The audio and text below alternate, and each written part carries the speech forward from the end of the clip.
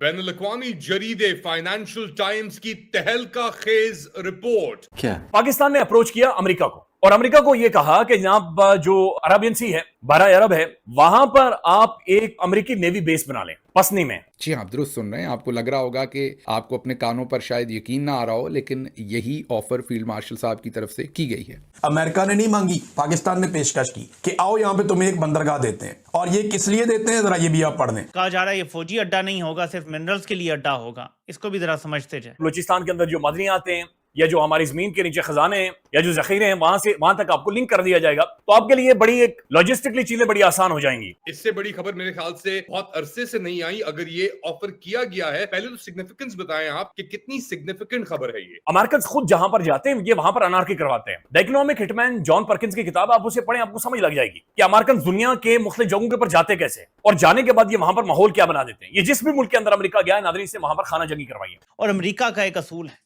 काम भी करवाता है, जलील भी करता है। और खास तौर पर ट्रंप का असूल ये है, वो जो काम करवाता है ना, उसके बाद जलील भी करता है बंदे को। और आप देखेंगे ये होंगे। लेकिन क्या है कि एक बंदे की एक तोसी इस टाइम पूरे मुल्क के मफाद पे भारी आ चुकी है। तो एक एक्सटेंशन के लिए हम सब कुछ ऑफर कर रहे हैं, और कहां तक ऑफर करेंगे ये किसी को अभी तक मालूम नहीं कि हमने कितना दूर तक जाना है।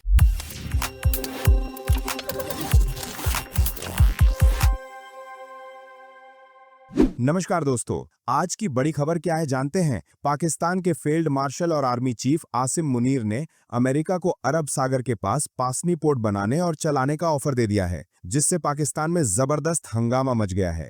मुनीर ने अमेरिकी राष्ट्रपति डोनाल्ड ट्रंप से मिलकर यह सारा प्लान सामने रखा। अब इस डील में अमेरिका को पाकिस्तान के रेयर अर्थ मिनरल्स निकालने और ले जाने का भी खुला मौका मिल गया है। इससे पाकिस्तान को कुछ फायदा मिलेगा या नहीं पता नहीं, लेकिन आसिम मुनीर की एक्सटेंशन पक्की मानी जा रही है।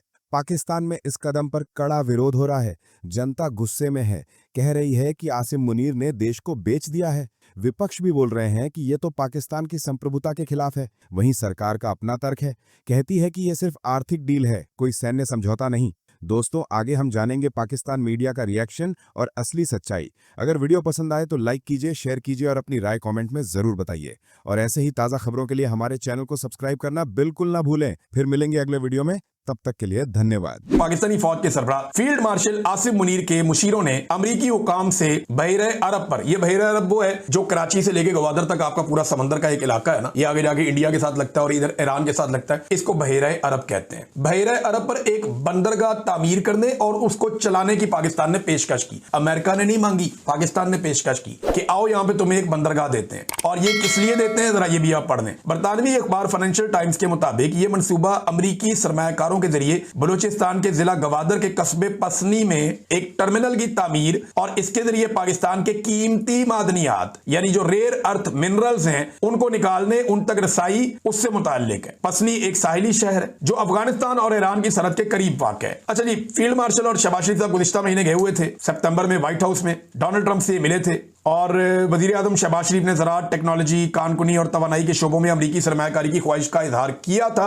अब यह पेशकश शेयर की गई और अब जो आसिम मुनीर के मुशीर हैं उन्होंने ये ऑफर कर दी है कि यहां से लगभग 70 मील दूर गवादर की बंदरगाह है जहां पे चाइना बैठा हुआ है और लगभग 100 मील दूर जो है वो ईरान की चाबहार बंदरगाह है जहां ईरान बैठा हुआ है। अब इस जगह पे लाके आप जब अमेरिका को बिठाएंगे तो आप कौन सी खिचड़ी पकाने जा रहे हैं, ये आप क्या करने जा रहे हैं। रेयर अर्थ मिनरल्स हैं, पाकिस्तान की सरजमीन से निकलते हैं। अमेरिका को उसके लिए एक सेपरेट जोन फराहम किया जा रहा है कि जनाब आपको कोई चेक नहीं करेगा, कोई पूछगछ नहीं होगी, आप माई बाप हैं, आप आए, जितनी आपको मादनियात चाहिए आप वहां से निकालें। जो बाहर दिखाई दे रहा है मुझे तो यही समझ आ रही है कि मादनियात आप वहां से निकालें, आपके कंटेनर्स आएंगे या आप पटरी बिछा लें, वहां से आप सीधी मादनियात पहुंचाएं, अपनी जाती बंदरगाह का एक टर्मिनल बनाएं, वहां से आप उठाएं सारा कुछ जो दिल करता है वो आप लेकर वहां से जाएं, आपको कोई नहीं पूछेगा। क्या कोई मुल्क इस तरीके से भी डील करता है कि पूरी की पूरी एक बंदरगाह ही ऑफर कर दी दूसरे मुल्क को कि आपने मादनियात लेकर जानी है, वो भी आप अपनी बना लें। इससे पहले गवादर बंदरगाह जो है वो हमारा एक ज्वाइंट वेंचर है चाइना के साथ। अब अमेरिकन जहां पे जाकर बैठते हैं ऐसे एरियाज में वो कितना कंट्रोल करते हैं आप अच्छी तरह जानते हैं। इसके ऊपर चाइना का रद्द-ए-अमल क्या आ सकता है इसका भी आपको अंदाजा होना चाहिए,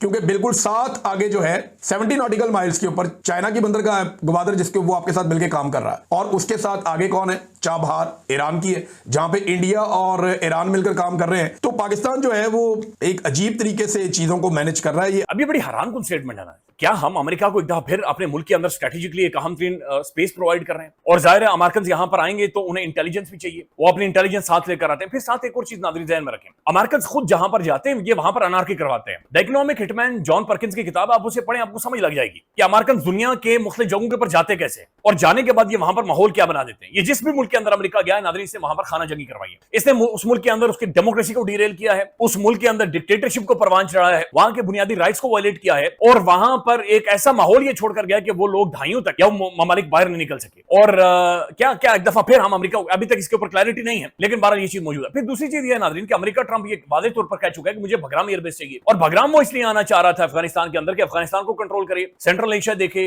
चीन को देखे, ईरान को देखे, और जाहिर है पाकिस्तान और इंडिया को देखे। तो जो पसनी है नाज़रीन, वहां से ग्वादर भी नजदीक है, वहां से अफगानिस्तान भी नजदीक है, वहां से ईरान भी नजदीक है, ईरान के साथ उसकी ठीक ठाक फ्रिक्शन है। अफगानिस्तान उसे जूते मारने पर तुला हुआ है कि बगराम एयरबेस नहीं देगी। चाइना की जो बेल्ट एंड रोड इनिशिएटिव का जो फ्लैगशिप प्रोग्राम है, उसमें जो सी पैक है, सी पैक की जो स्ट्रेंथ है या कोर है वो है ग्वादर पोर्ट। तो ग्वादर पोर्ट के ये बिल्कुल करीब आ जाएगा, तो ये चाइना के लिए स्ट्रेटेजिकली उसके लिए ठीक नहीं है। अच्छा नाज़रीन, अमेरिका जहां पर जाता है एक बात ये भी देखें कि वहां पर वो अपने रूल्स नाफिज कर देता है। अमेरिकन एम्बेसी है इस्लामाबाद के अंदर, ये सबसे बड़ी एम्बेसी है पाकिस्तान में, पता नहीं दुनिया में शायद ये सबसे बड़ी एम्बेसी होगी अमेरिकन की। ये इतनी बड़ी है कि मेरे ख्याल में गाड़ी में 4-5 मिनट लगते हैं। मैं एक दफा गया था, इन्होंने मेरा वीजा रिजेक्ट कर दिया था, लेकिन वो नाज़रीन करते ये हैं, यूएन के इजलास में जाना था, तो ये इन्होंने एक रास्ता बनाया हुआ है, उस सिर्फ रास्ते के ऊपर आप खड़े होते हैं और उस रास्ते से आप इधर उधर भी नहीं हो सकते। यानी आपने पांव बाहर रख दिया तो वो भागते हुए आते हैं, भाई पांव अंदर रखो। तो ये जहां पर भी होते हैं नाज़रीन, ये अपने रूल्स अप्लाई करते हैं और ये अपने तरीके से फिर कंट्रोल करते हैं, और ये वहां पर गिद्धों की तरह या जानवरों की तरह ये वहां पर जाकर बैठ जाते हैं।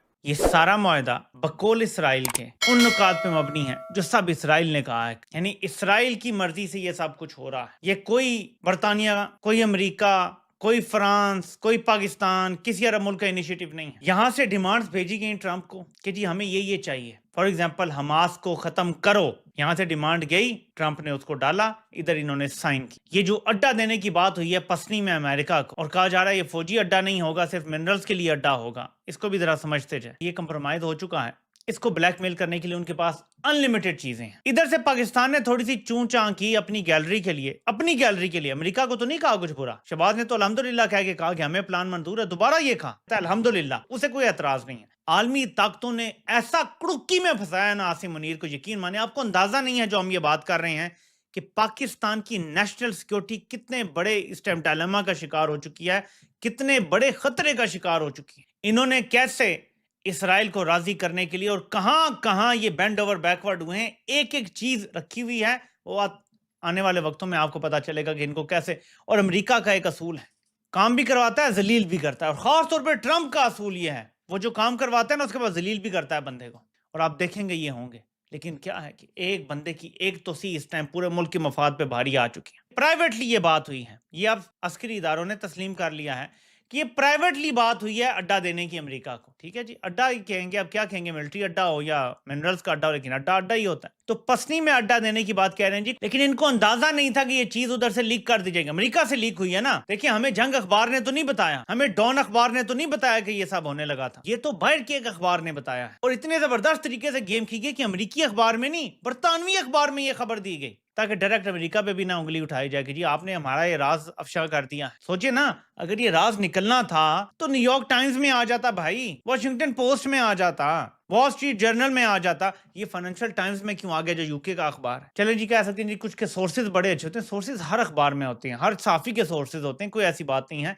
तो समझें ग्रेट गेम को कि इनको उल्टा लिटा लिया गया है, इनको अब चूं भी नहीं करने दी जाएगी मुस्तकबिल में, और यहां रुकेगा नहीं मामला। आप पाकिस्तान आज से लेकर जब तक ग्रेटर का ख्वाब मुकम्मल नहीं हो जाता, सिर्फ एक वेसल स्टेट का काम करेगा। जो ऑर्डर आएगा हमें उसकी तामील करनी होगी, जो आप मांगेंगे मैं दूंगा। वो ये क्या आया, अगर वो ये क्या आया है तो आगे क्या क्या मनवाया जाएगा अगले 15-20 सालों में, ये आप सोच नहीं सकते। इसलिए मैं कहता हूं बार बार कि मैं फौज से बतौर इदारा मुखातिब हूं कि इस शख्स ने पाकिस्तान, तो चलें आपको उसकी फिक्र वैसे भी नहीं है, लेकिन इदारे के लिए भी इंतहाई मखदूश हालात पैदा कर दिए हैं। I think obviously बड़ी significant खबर है ये 70 miles from Gwadar, 100 miles from Iranian border, तो इसकी बड़ी significance होगी strategically. चाइना के इंटरेस्ट ग्वादर में है, ईरान ऑब्वियसली नजदीक है, और अगर अमेरिकन इंटरेस्ट है इतने नजदीक तो ऑब्वियसली काफी एक स्ट्रेटेजिक इश्यूज है.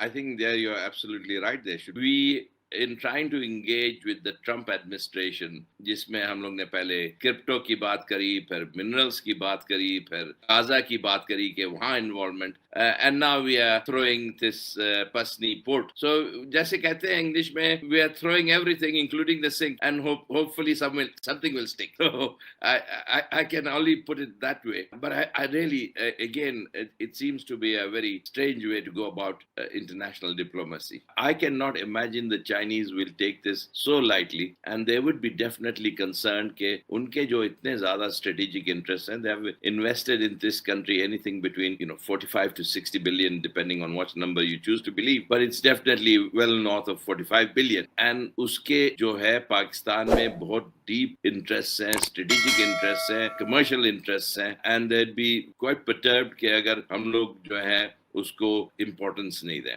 खत्म. Bye bye, tata, goodbye, गया.